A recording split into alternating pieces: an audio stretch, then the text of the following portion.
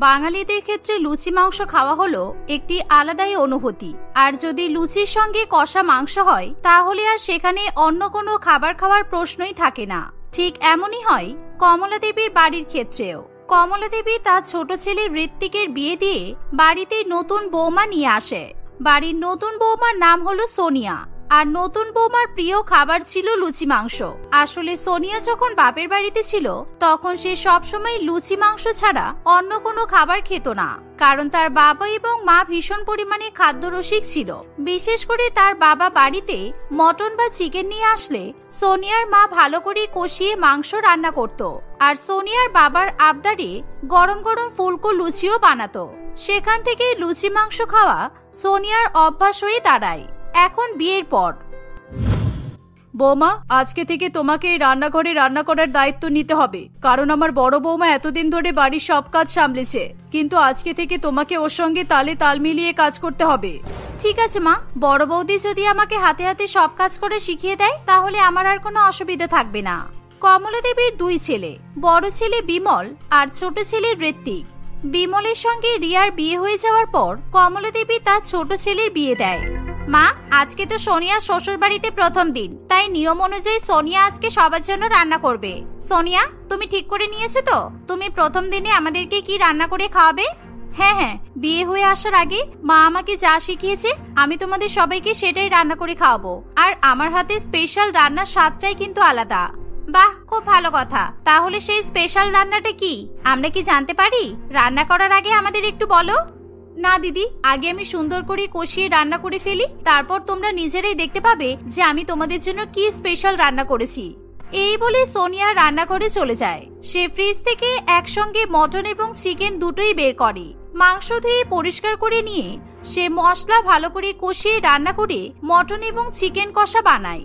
সেই সাথে ভালো করে ময়দা মেখে নিয়ে সে ফুলকো ফুলকো গরম গরম লুচি ভেজে নেয়। কিছুক্ষণের মধ্যেই সোনিয়া লুচি এবং মাংস রান্না করে ফেলে। সকলে অধীর আগ্রহে সোনিয়ার হাতে রান্না খাওয়ার জন্য অপেক্ষা করতে থাকে। লুচি এবং মাংস পরিবেশন করে। বাবা, ছোট বৌমা, তুমি তো দেখছি একেবারে এলাহি রান্না বান্না করে ফেলেছো।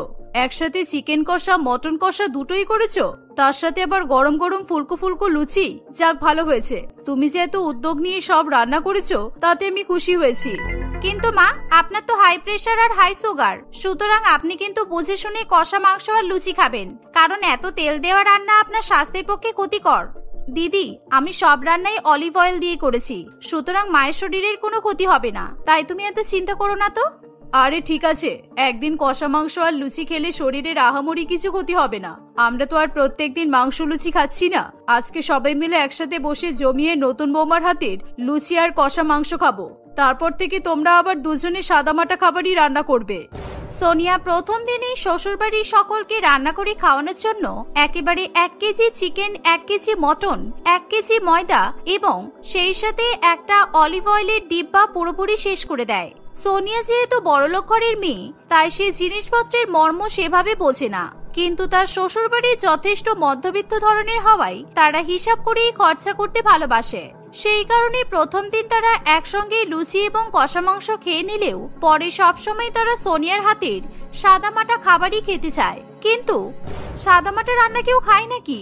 ডাল ভাত আলু ভাজা এসব রান্না একেবারেই আমি করতে পারি না। আর আমি দিদির হাতের এসব রান্না খেয়েছি। আমি প্রত্যেকদিন কষা মাংস আর লুচি খাবো, আর সেগুলো আপনাদেরকেও খেতে হবে। দেখেছেন, আমি প্রথম দিনই আপনাকে বারণ করেছিলাম না যে নতুন বৌমাকে এতটা প্রশ্রয় দেওয়া ঠিক হবে না। ও নাকি প্রত্যেকদিন লুচি আর মাংস রান্না করবে। বলুন এবার। ছোট বৌমা, এটা কিন্তু একদম ঠিক নয়, কারণ আমার দুই ছেলে যে পরিমাণে টাকা রোজগার করে তাতে প্রত্যেকদিন আমাদের বাড়িতে মাংস কিনে নিয়ে আসা সম্ভব নয়। তাই আমরা যা খাচ্ছি তোমাকে সেটাই খেতে হবে। তুমি যদি চাও তাহলে সপ্তাহে 2 দিন লুচি মাংস খেতে পারো, তবে তার থেকে বেশি নয়। আপনারা যদি আমাকে মাংস আর লুচি খেতে না দেন তাহলে কিন্তু আমি বাপের বাড়িতে চলে যাব, আর বাপের বাড়িতে গিয়ে পেট ভরে লুচি আর মাংস খেয়ে আসবো, কারণ আমার বাবা আমাকে সবসময় লুচি আর মাংস খাইয়েই মানুষ করেছে। এই বলে সোনিয়া রান্নাঘরে চলে যায় এবং সে আবার নিজের জন্য কষা করে মটন এবং লুচি রান্না করে। তার শ্বশুরবাড়ির লোকেরা লুচি মাংস খেতে না চাইলে সোনিয়া একা একাই সব লুচি মাংস খেয়ে নেয়। এভাবে সে প্রত্যেকদিন নিজের জন্য লুচি মাংস রান্না করতে থাকে। একদিন সোনিয়ার বান্ধবী তনয়া তাকে ফোন করে। হ্যাঁ বল তনয়া, কেমন আছিস? আমার বিয়ে হয়ে গেল, কিন্তু তুই আমার প্রিয় বান্ধবী হয়ে একদিনও আমার সঙ্গে দেখা করতে আসিসনি। আমার কিন্তু তোর উপরে ভীষণ রাগ হয়েছে। আরে আমি জানি তুই আমার উপর রাগ করেছিস, সেই কারণেই তো আমি ঠিক করেছি আজকে সন্ধ্যাবেলা আমি তোর বাড়িতে যাব আর তোর সঙ্গে বসে জমিয়ে গল্প করব। তারপর রাত্রিবেলা একসঙ্গে ডিনার করে বাড়িতে ফিরে আসব, ঠিক আছে? ওয়াও, দারুণ তো। তাহলে তুই তাড়াতাড়ি সন্ধ্যাবেলা চলে আয়। হ্যাঁ হ্যাঁ, আমি তোর জন্য অবশ্যই ভালো মন্দ খাবার রান্না করে রাখবো। এই বলে সোনিয়া ফোন কেটে দেয়। সে ঠিক করে যে নিজের বান্ধবীর জন্য এবং নিজের জন্য 3 কেজি মটন এবং 3 কেজি চিকেন কষা আর সেই সাথে 50টা লুচি রান্না করবে। কারণ সোনিয়া ভালো করেই জানে তনয়া ভীষণ খেতে ভালোবাসে আর সোনিয়াও কম কিছু নয়। তাই সোনিয়া তৎক্ষণাৎ তার বরের কাছে গিয়ে বলে, কি গো, তুমি আজকে বাজার থেকে আমাকে 3 কেজি মটন আর 3 কেজি চিকেন নিয়ে এসে দাও আর 2 কেজি ময়দা নিয়ে আসবে, কারণ আজকে সন্ধ্যাবেলা আমার বান্ধবী আসবে আর আমি আমার বান্ধবীর জন্য কষা মাংস আর লুচি বানাবো। বাজারের ফিরিস্তি শুনে ঋত্বিকের কপালে ঘাম জমতে শুরু করে। তোমার কি মাথা খারাপ হয়ে গেছে নাকি সোনিয়া? শুধুমাত্র তোমার বান্ধবী আসবে বলে তুমি 6 কেজি মাংস কষা আর 2 কেজি ময়দার লুচি রান্না করবে? তোমার বান্ধবী কি রাক্ষসী নাকি যে এত খাবে? আর তুমি তো ভালো করেই জানো যে চিকেন আর মটনের বাজার দর এখন কত। এই তো কিছুদিন আগেই তো তোমাকে চিকেন আর মটন নিয়ে এসে দিলাম, আবার এখন টাকা খরচ করে মাংস কিনে নিয়ে আসতে হবে? শোনো, আমার বান্ধবীর খাওয়ার বিষয়ে একদম ফালতু কথা বলবে না। আমি আমার বান্ধবী দুজনে মিলে এসব খাবার খাবো। আর তুমি তো দেখছি তোমার মা আর বৌদির মতোই কথা বলছো। যখন আমাকে বিয়ে করে নিয়ে এসেছিলে তখন জানতে না যে আমার খাওয়া পড়ার দায়িত্ব নিতে হবে? হ্যাঁ আমি জানি আমি তোমার খাওয়া পড়ার দায়িত্ব নিয়েছি, কিন্তু তুমি যদি লুচি মাংস খেয়ে এইভাবে টাকা ধ্বংস করো তাহলে তোমার কিছু বলার নেই।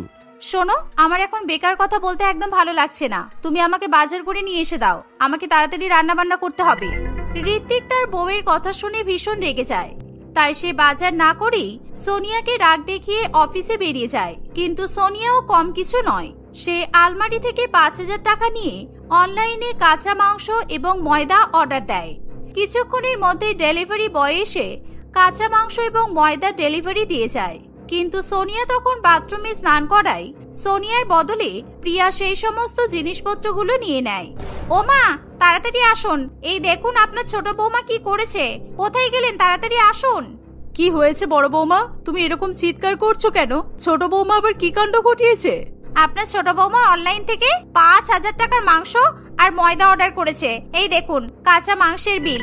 এরকম ভাবে চলতে থাকলে আমাদের সব সম্পত্তি আপনার ছোট বৌমার লুচি মাংসের পেছনেই চলে যাবে। আপনার 2 ছেলে বাজার থেকে মাংস কিনে এনে দেওয়ার পরও আপনার ছোট বৌমার আবার এখন অনলাইন থেকে মাংস অর্ডার করতে হচ্ছে।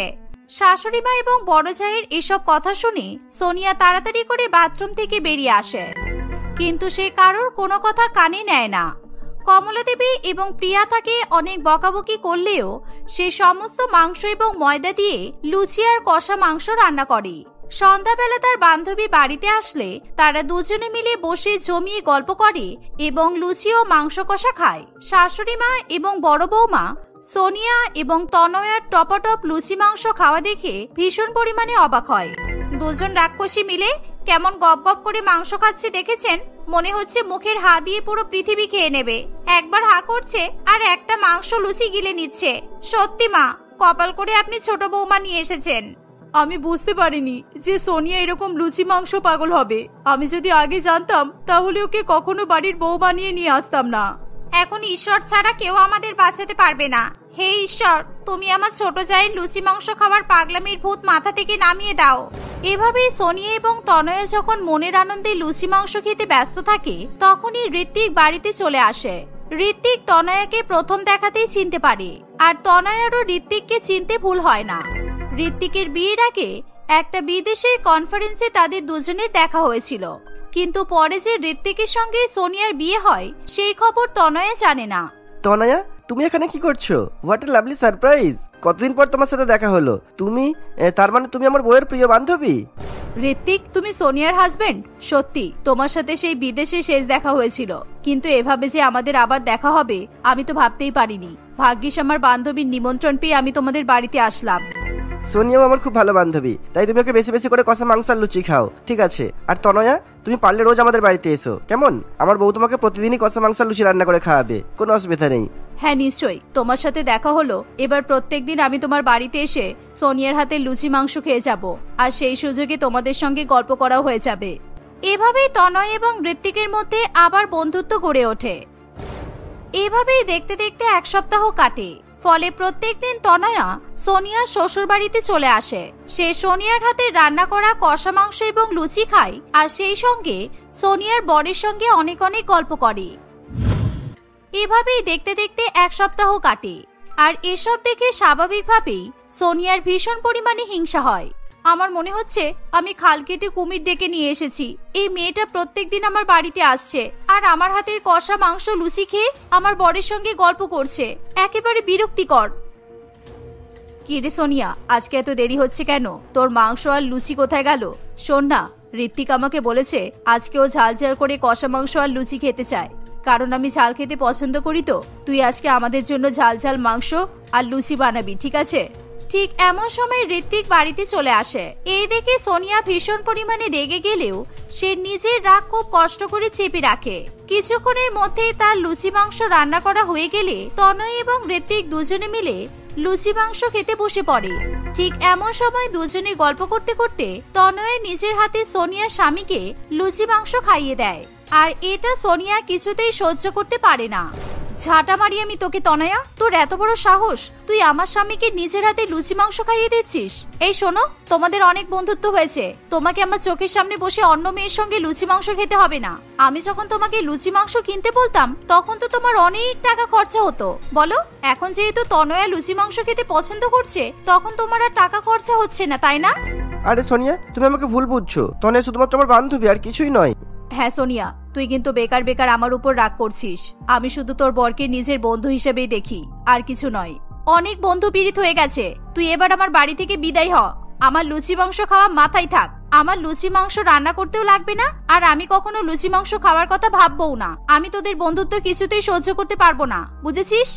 এই বলে সোনিয়া তার বান্ধবীকে ঘাড় ধাক্কা দিয়ে বাড়ি থেকে বের করে দেয়। এই দেখে কমলা দেবী এবং প্রিয়া দুজনেই মুচকি মুচকি হাসতে থাকে, আর তারা ঈশ্বরকে অনেক অনেক ধন্যবাদ জানায়, কারণ তারপর থেকে সোনিয়া আর কোনোদিনও লুচি মাংস খাওয়ার কথা মুখেও আনে না। কারণ সে ভালো করেই জানে তার লুচি মাংসের জন্যই তার বর এবং বান্ধবীর সঙ্গে চক্কর চলা শুরু হয়েছিল। সেই কারণে সোনিয়া তার লুচি মাংস খাওয়ার অভ্যাস ত্যাগ করে দেয় এবং তার পরিবারকে নিয়ে হাসি খুশি সংসার করতে থাকে। রিঙ্কি, মৌমিতা এবং দীপা তিন বোন তাদের বাবা ও মায়ের সঙ্গে নলপুর নামক গ্রামে বাস করত। তারা তিন বোন মেকআপ করতে খুবই ভালোবাসত। একদিন সকালবেলা তিন বোন যখন মেকআপ করতে ব্যস্ত ছিল, এই দিদি, আমাদের কিন্তু ফাউন্ডেশন আর কনসিলার শেষ হয়ে গেছে, বাবার কাছে টাকা চাইতে হবে, না হলে আমরা আর মেকআপ করতেই পারবো না। দূর, বাবার কাছে সবসময় হাত পেতে টাকা চাইতে আর ভালো লাগে না। দেখিস তো বাবা কেমন করে, আর তার থেকে বেশি আমাদের মা একটা টাকাও দিতে চায় না। হ্যাঁ, টাকা চাইতে গেলে শুধু একটাই কথা বলবে, তোদের তিনজনের বিয়ের জন্য টাকা জমাতে হবে, টাকা নষ্ট করলে হবে না। এই শোন না, আমরা তো তিনজনই খুব ভালো মেকআপ করতে পারি। আমরা সেজে গুজে যখন বাইরে বেরোই তখন তো আমাদেরকে অনেকেই সাজিয়ে দেওয়ার কথা বলে। আমরা তিন বোন মিলে যদি একটা বিউটি পার্লার খুলতে পারতাম কেমন হতো বলতো? তাহলে তো খুবই ভালো হতো। আমরা তিন বোনই বিউটি পার্লার চালিয়ে নিজেরাই টাকা ইনকাম করতে পারতাম, তখন আর বাবার কাছে হাত পেতে টাকা চাইতেও হতো না। বিউটি পার্লার খুলতে পারলে আমাদেরকে আর নিজেদের জন্য আলাদা করে মেকআপ প্রোডাক্টও কিনতে হবে না, পার্লারের মেকআপ দিয়েই আমাদের কাজ চলে যাবে। ঠিক তখনই সেখানে তাদের মা চন্দ্রিমা দেবী চলে আসে। ও আচ্ছা, বুঝলাম, তোদের মাথায় তাহলে সবসময় মেকআপের কথাই চলতে থাকে। মেকআপ ছাড়া তোদের আর কোনো কাজ নেই, তাই না? আর তোদের মেকআপ করতে করতে ভাবনা চিন্তা কতদূর পর্যন্ত এগিয়ে গেছে। তোরা নির্লজ্জ মেয়েদের মতো বিউটি পার্লার খুলবি? তোরা জানিস বিউটি পার্লার কত খারাপ জায়গা? বিউটি পার্লারকে সবাই ভালো চোখে দেখে না। আমরা জানতাম, তোমরা জানতে পারলে ঠিক এই কথাগুলোই বলবে। আর বিউটি পার্লার খারাপ জায়গা এই কথাটা অন্তত তুমি বলো না। আমরা জানি তো বিউটি পার্লার খোলার পারমিশন তোমাদের কাছ থেকে আমরা কখনোই পাবো না। হ্যাঁ, তোরা ঠিকই বুঝেছিস। তোরা যাই করিস না কেন, তোদেরকে আমি বিউটি পার্লার খুলতে কখনোই দেব না। তার থেকে ভালো একটা জামা কাপড়ের দোকান খুলে দিচ্ছি, তিনজন মিলে জামা কাপড় বিক্রি কর। সত্যি মা, তুমি না মাঝে মধ্যে এমন কথা বলো, শুনলেই রাগ হয়। যাও তো এখান থেকে, আমাদেরকে মেকআপ করতে দাও। এভাবেই তিন বোন আবার নিজেদের কাজে ব্যস্ত হয়ে পড়ে। তাদের তিন বোনের প্রথম থেকেই বিউটি পার্লার খোলার খুবই ইচ্ছা ছিল, কিন্তু তারা তাদের বাবা মায়ের ভয়ে তাদের ইচ্ছাটাকে চেপে রাখত। এরকম ভাবেই কয়েকদিন কাটে। একদিন তাদের এক প্রতিবেশী মীনাক্ষী কাকিমা ফোন করে। হ্যালো, কি করছো রিঙ্কি? এই আমি বলছি যে আসলে আমার ভাইয়ের বিয়েতে যাব, বুঝলে? আর আমি এখন প্রেগন্যান্ট। তোমরা তো জানোই আমার পক্ষে এখন পার্লারে গিয়ে মেকআপ করা সম্ভব নয়। তোমরা 3 বোন তো খুবই ভালো মেকআপ করতে পারো, তোমরা বাড়ি এসে আমার মেকআপ করে দেবে? হ্যাঁ কাকিমা, নিশ্চয়ই, তুমি চিন্তা করো না, আমরা 3 বোন সময় মতো পৌঁছে যাব। ঠিক তখনই তাদের মা সেখানে চলে আসে। চন্দ্রিমা দেবী কোনো কথা না বলে রিঙ্কির হাত থেকে ফোনটা কেড়ে নেয়। হ্যালো, আমার মেয়েরা কোথাও যাবে না, বুঝেছো? আমার মেয়েদেরকে কি পেয়েছো তুমি? হ্যাঁ, আমার মেয়েরা কি তোমার চাকর নাকি? তুমি ডাকবে আর আমার মেয়েরা তোমাদের বাড়িতে গিয়ে তোমাদের মেকআপ করে দেবে? রাখো ফোন চুপ করে। এই বলে চন্দ্রিমা দেবী ফোনটা কেটে দেয়। মা, তুমি কিন্তু এটা ঠিক করলে না। তুমি সবসময় এরকম করো। আমরা মীনাক্ষী কাকিমার বাড়িতে গেলে কি হবে বলো? আরে বাবা, তোর এই ফালতু কাজের চিন্তা ভাবনা মাথা থেকে বের করবি কবে বলতো? ভালো ঘরে ছেলে মেয়েরা এসব মেকআপ করে না। আমাদের গ্রামের লোকজন ছিছি করে তোদেরকে দেখে। তোরা এখন সবার বাড়ি বাড়ি গিয়ে মেকআপ করবি। 5টা লোক 10টা লোক যখন জানবে তখন কি বলবে? মা, তোমাদের তো দেখছি সবকিছুতেই প্রবলেম। আমাদের 3 বোনের বিউটি পার্লার খোলার ইচ্ছা, তোমরা আমাদেরকে বিউটি পার্লার খোলার পারমিশন দিচ্ছ না। বললে বিউটি পার্লার খোলা ছাড়া যা ইচ্ছা করতে। আমরা যদি এবার সবার বাড়িতে গিয়ে মেকআপ করি সেটাতেও প্রবলেম। তাহলে আমরা করবোটা কি বলো? মেকআপ ছাড়া অন্য যা কিছু কর, শুধু মেকআপ আর মেকআপ। তোর বাবা যদি জানতে পারে তোরা লোকের বাড়িতে মেকআপ করতে গেছিস, তোদেরকে আর বাঁচিয়ে রাখবে না বলে দিলাম। বাড়ির বাইরে এক পাও যেন না বেরোই, এই আমি বলে দিলাম। এই বলে চন্দ্রিমা দেবী সেখান থেকে চলে যায়। দূর, ভালো লাগে না এসব। মা সবসময় আমাদের সঙ্গে এমন করে। আমাদের যেটা ভালো লাগে সেটা কখনোই করতে দেয় না। আমি বুঝতে পেরেছি, এবার যা করার বাবা মায়ের আড়ালে গিয়েই করতে হবে। মীনাক্ষী কাকিমা আমাদেরকে সন্ধ্যেবেলা মেকআপ করতে ডেকেছে, তাই তো? চল, আজকে আমরা বাবা মাকে মিথ্যা কথা বলে মীনাক্ষী কাকিমার বাড়িতে যাব। মাকে বলবো আমরা 3 জনে আমাদের বন্ধুর বাড়িতে গ্রুপ স্টাডি করতে যাচ্ছি। এভাবে 3 বোন নিজেদের মধ্যে প্ল্যান করতে থাকে। সন্ধ্যেবেলা তারা 3 বোন তাদের মাকে মিথ্যা কথা বলে মীনাক্ষী দেবীর বাড়িতে চলে যায়। 3 বোন মিলে খুব সুন্দরভাবে মীনাক্ষী দেবীকে সাজিয়ে দেয়। আরে বাহ, তোরা 3 জনে তো আমাকে খুব সুন্দর সাজিয়ে দিয়েছিস। আমি তো নিজেকে নিজেই চিনতে পারছি না যে সত্যি তোরা এত ভালো মেকআপ করেছিস না। আমি যদি পার্লারে যেতাম, পার্লার থেকেও আমাকে এত ভালো মেকআপ করে দিতে পারতো না। এই নে, আমি খুশি হয়ে তোদেরকে 5000 টাকা দিলাম। 5000 টাকা পেয়ে 3 বোন ভীষণ খুশি হয়। সেই টাকা নিয়ে তারা 3 জনই মেকআপ প্রোডাক্ট কিনতে চলে যায়। শপিং করে বাড়ি ফিরতে তাদের অনেক রাত হয়ে যায়। তখন প্রায় রাত 11টা বাজে। গ্রামের রাস্তাঘাট পুরোপুরি অন্ধকার ছিল। সেই সঙ্গে পুরো অঞ্চলটা নির্জন ছিল। কাউকে রাস্তায় দেখা যাচ্ছিল না। 3 বোন খুবই তাড়াহুড়ো করে বাড়ির দিকে হাঁটতে থাকে। সেই সময় তাদের সামনে থেকে একটা গাড়ি চলে যায়। সেই গাড়িতে ছিল ওই গ্রামের প্রধান সাহেব মনোরঞ্জন বাবুর 3 ছেলে, সাগর, উত্তম এবং রাজেশ। এই মাঝরাতে কি দেখলাম রে বাবা! এত রাতে এই 3 সুন্দরী হেঁটে হেঁটে কোথায় যাচ্ছে? অনেকদিন ধরেই ভাবছিলাম এদের পেছনে লাগবো। আজকে তাহলে সেই সুযোগটা পেয়েই গেলাম। চল চল, এদের 3 জনকে বিরক্ত করে আসি। রাস্তায় তো এমনি এখন কেউ নেই, চল। এই না রে, আমার খুব ভয় করছে। আমাদের বাবা যদি জানতে পারে তাহলে তো আমাদের খুব মারধর করবে, তখন কি হবে? আরে মূর্খ, আমাদের বাবা হলো আমাদের গ্রামের প্রধান। আমাদের বাবা সবসময় আমাদের সাপোর্টেই কথা বলবে, বুঝেছিস? এই বলে প্রধান সাহেবের 3 ছেলে রিঙ্কি, মৌমিতা এবং দীপার কাছে যায়। তারা 3 জনে 3 বোনের হাত ধরে। কি ব্যাপার সুন্দরীরা, এত রাতে কোথা থেকে বাড়ি ফিরছো? চলো, আজকে আমরা তোমাদেরকে ঘুরতে নিয়ে যাব। আমাদের গাড়িতে উঠে বসো। ছাড়ো, কি করছো তোমরা? আমাদের হাত ছাড়ো বলছি। আমাদেরকে যেতে দাও, না হলে কিন্তু আমরা চেঁচামেচি করব। 3 বোনের মধ্যে সবচেয়ে ছোট বোন দীপা কোনো রকমে রাজেশের হাত থেকে নিজেকে ছাড়িয়ে ফেলে এবং সে গ্রামের লোকেদেরকে ডেকে সেখানে নিয়ে আসে। গ্রামের লোকজন মিলে প্রধান সাহেবের 3 ছেলেকে খুবই মারধর করে। পরের দিন সকালে তাদের 6 জনকে নিয়ে প্রধান সাহেবের কাছে বিচার বসানো হয়। আমার ছেলেরা যে নোংরা কাজ করেছে তার জন্য আমি খুবই লজ্জিত। আমি সকলের কাছে হাত জোড় করে ক্ষমা চাইছি, বিশেষ করে রিঙ্কির বাবা মায়ের কাছে।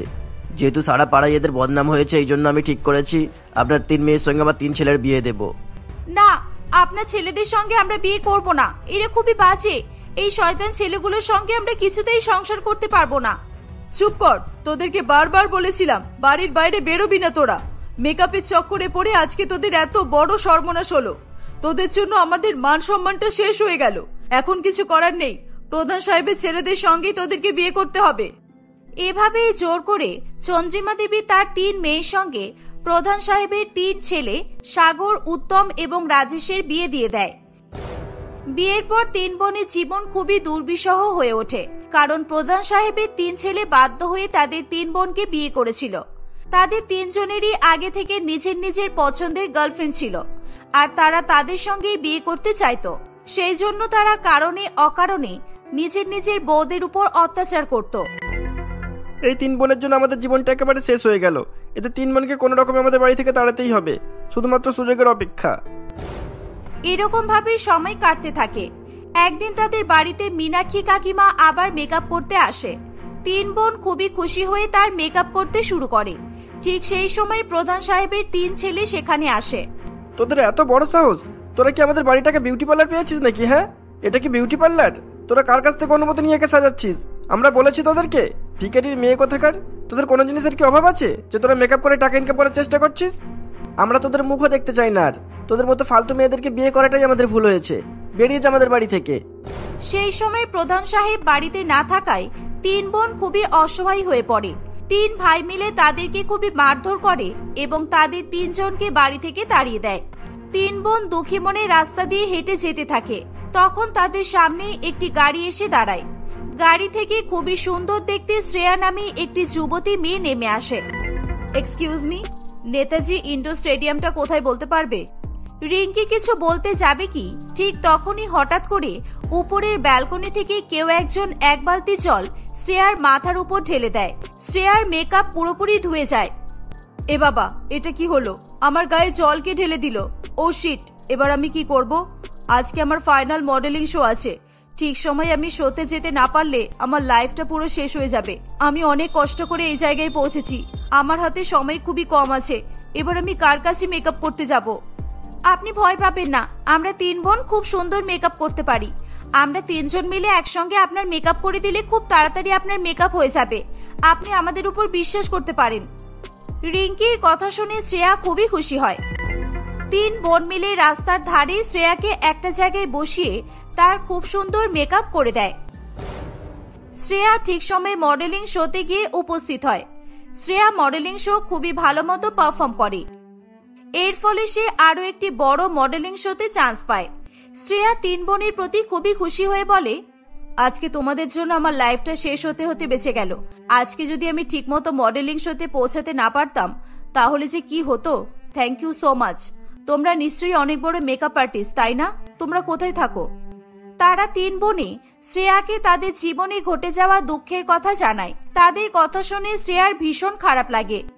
দেখো, তোমাদেরকে হয়তো আমি বিউটি পার্লার খুলে দিতে পারবো না, তবে হ্যাঁ, আমার বাড়িতে তোমাদের 3 জনকে আমি আশ্রয় দিতে পারি। আমার বাড়িতে থেকেই তোমরা আপাতত মেকআপ করার কাজটা শুরু করো। ধীরে ধীরে তোমরা বিউটি পার্লার ওপেন করো। শ্রেয়ার কথা শুনে 3 বোন ভীষণ খুশি হয়। 3 বোন মিলে শ্রেয়ার বাড়িতে গিয়ে থাকা শুরু করে। তারা সেখান থেকে মেকআপ করা শুরু করে দেয়। ধীরে ধীরে সেখানে অনেক মহিলা এবং মেয়েরা মেকআপ করতে আসতে থাকে। কয়েক মাসের মধ্যেই 3 বোন অনেক টাকা সঞ্চয় করে ফেলে। সেই টাকা দিয়ে তারা পরবর্তীকালে একটা বড় বিউটি পার্লার খোলে। কয়েক বছর পর তাদের বিউটি পার্লার শহরের সবচেয়ে নামকরা বিউটি পার্লারে রূপান্তরিত হয়। এভাবে 3 বোনের বিউটি পার্লার খোলার স্বপ্ন পূরণ হয়।